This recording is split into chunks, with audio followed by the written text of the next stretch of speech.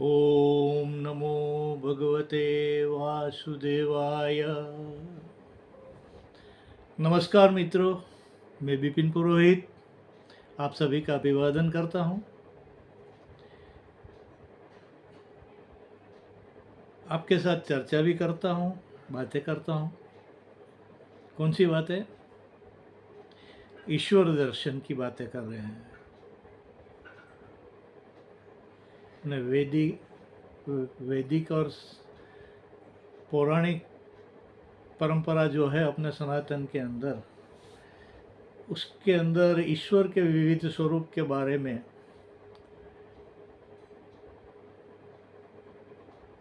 बहुत चर्चा है। अनेक अनेक तरीकों से भगवान को दिखाने की, भगवान को समझने की बातें की गई है। हम लोग पढ़ते तो हैं, समझते भी हैं, लेकिन हमारा कुछ लिमिटेशन है। जितना समय हम उसमें देना चाहिए उतना समय तो दे नहीं पा रहे हैं, लेकिन कुछ टाइम तो अवश्य निकालना चाहिए, ऐसा मैं सोचता हूँ।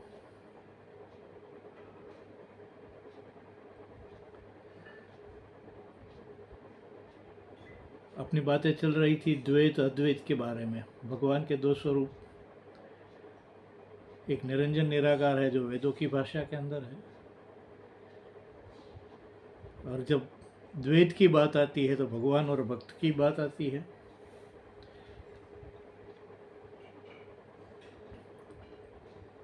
तो ईश्वर का जो दर्शन है उसको समझने के लिए महापुरुषों ने, बहुत से ऋषि मुनियों ने कहा ना, मन पवित्र होना चाहिए। सवाल ये है, मन पवित्र कैसे हो? मन को कैसी खुराक देनी चाहिए जिससे अपना मानसिक विकास हो सके?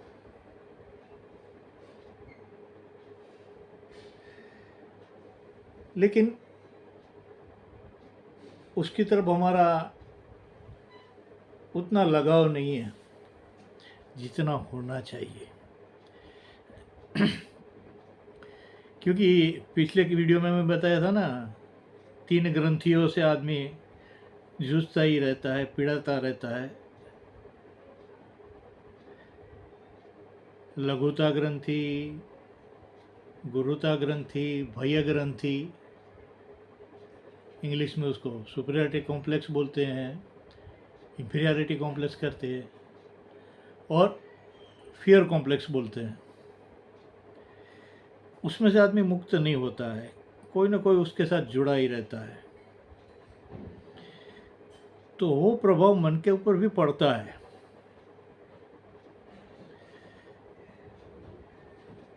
दिन भर भाग दौड़ में कितनी अवस्थाओं में से मन गुजरता है, क्या क्या सोचता है दिन भर में, हमको खुद को ही पता नहीं है। कहाँ भागता है, कहाँ थोड़ी थोड़ी देर में कहाँ कहाँ चल जाता है, कभी इधर भागता है, कभी उधर भागता है। लोग कहते हैं ना, महापुरुष कहते हैं, मन चंचल है। चंचल मन को स्थिर करना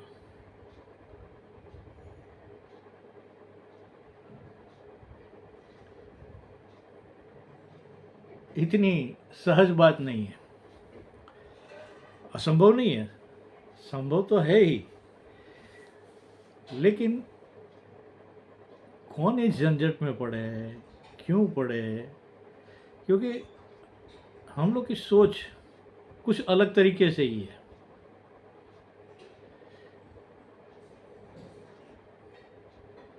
लंबी लंबी भगवान के पास जाते हैं तो बहुत अपेक्षा के साथ जाते हैं, मंदिर में भी जाते हैं अपेक्षा के साथ जाते हैं।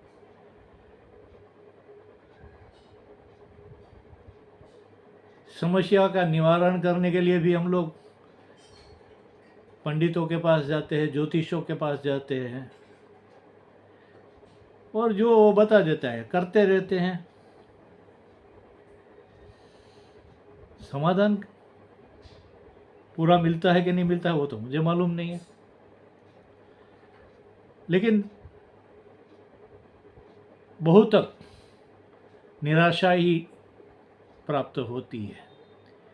1-2-5% में किसी को सफलता मिलती होगी तो होगी, उसमें मेरा कोई ये दावा नहीं है। शांत, स्थिर और पवित्र मन ये बेहद आवश्यक है। उसके लिए प्रक्रिया भी है, वेद में भी है, पुराण में भी है, तरीका अलग अलग है। क्यों? निरंजन निराकार की उपासना या साधना करना ही है हमको, तो कठिन स्वरूप है। उसके लिए तो आपको गुरु के शरण में जाना पड़ेगा, आश्रम या कोई भी जगह जाके आपको जो ट्रिक बोलते हैं ना, वो कुंडलिनी सक्रिय है, यहाँ से यहाँ तक उसमें ध्यान लगाना है, स्थिर करना है, हठियों की प्रक्रिया है सब। लेकिन वो बहुत कठिन है। सरल भूमिका क्या है? सरल भूमिका ये है भक्त की, द्वैत में भगवान और भक्त। भगवान भक्तों को कहता है कि तू मेरा है, भक्त भगवान को कहता है भगवान तू मेरा है।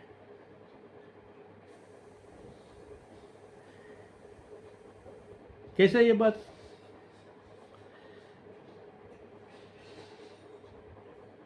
भगवान का अस्तित्व तो सब स्वीकार करते हैं, लेकिन मेरा है ऐसा भाव कभी जागा है क्या? उदाहरण तौर पर एक बात आपको बोलता हूं। एक माँ बाप के 4 संतान हैं, 4 पुत्र हैं।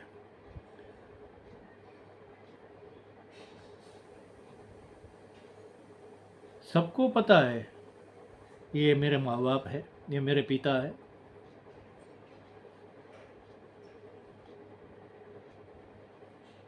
सही बात है ना, सबको पता है कि हमारा माँ बाप है। जब जिम्मेदारी की बात आती है तो क्या सोचते हैं, मेरे अकेले का थोड़ा है, बाकी 3 का भी तो है ना, 4 भाई है ना, मेरा अकेला का थोड़ा है, सबका है ना।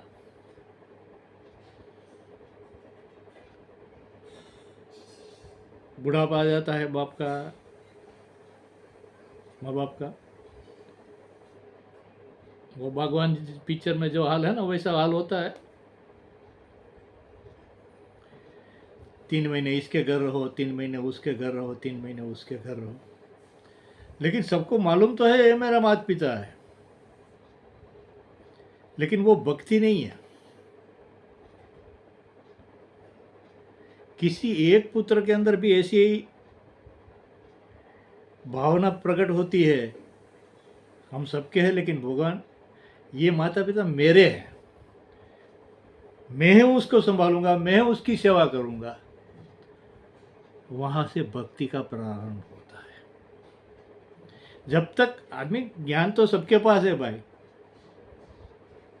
सब लोग सोचते हैं सर्वत्र यत्र तत्र सर्वत्र भगवान है ही, लेकिन कभी ऐसा हुआ है क्या कि भगवान मेरा है?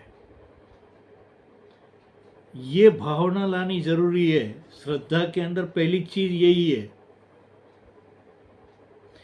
जैसे वो पुत्र, 4 पुत्र में से किसी को भी एक को लगता है कि ये माँ बाप मेरे हैं, मैं उसकी सेवा करूंगा, बाकी करे या ना करे उससे मुझे कोई मतलब नहीं है, लेकिन मैं उसका बेटा हूँ, वो मेरे माँ बाप है, मुझे उसकी सेवा करनी है, बाकी तीनों करे या ना करे उससे मुझे कोई लेना देना नहीं। ये भाव आता है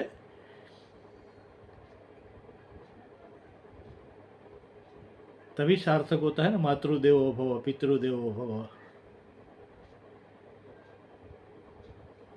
भक्ति की शुरुआत वहीं से होनी चाहिए। श्रद्धा केवल श्रद्धा नहीं है, अंदर भाव, अपनी वृत्ति कैसी है, अपना दिमाग क्या करता है, अपना क्या सोचते हैं, जब तक वो वृत्ति निर्माण नहीं होगी भक्ति स्टार्ट नहीं होगी।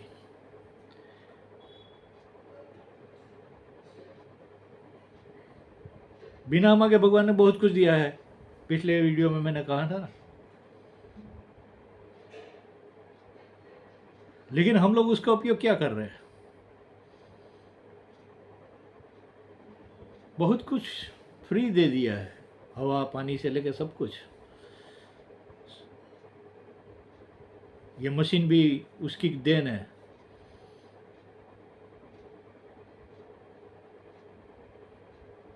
कृतज्ञता, कृतज्ञता भगवान के प्रति कि भगवान मैं तो खाली नाटक करता हूँ, नाटक कराने वाला तू है, डायरेक्टर तू है। अगर तू डायरेक्शन नहीं देता तो ये पुतला कहीं नाचता ही नहीं।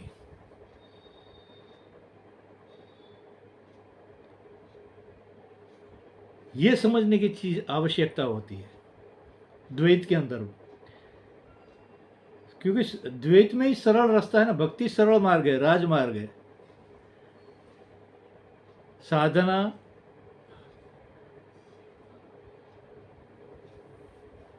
हम लोग के लिए ध्यान समाधि ये अवस्था ये सब करना ज़्यादा कठिन लगता है। तो सरल मार्ग क्या है? भक्ति मार्ग। ईश्वर का दर्शन। अभी ईश्वर का दर्शन क्या होता है उसके बारे में अगले वीडियो में बात करेंगे। अगर आप लोगों को मेरी बातें अच्छी लगती है तो लाइक कीजिए, शेयर कीजिए, सब्सक्राइब अवश्य कीजिए। उसमें एक पैसा नहीं लगता आपको, तो मुझे कोई पैसे लेने के लिए मैं कर नहीं रहा हूँ। बस आप लोग का ये सहयोग मिलता रहेगा तो ये बातें और ज़्यादा लोगों के साथ जाएगी, ऐसा मेरा मानना है। धन्यवाद, बहुत बहुत शुक्रिया आप सभी का। नमस्कार।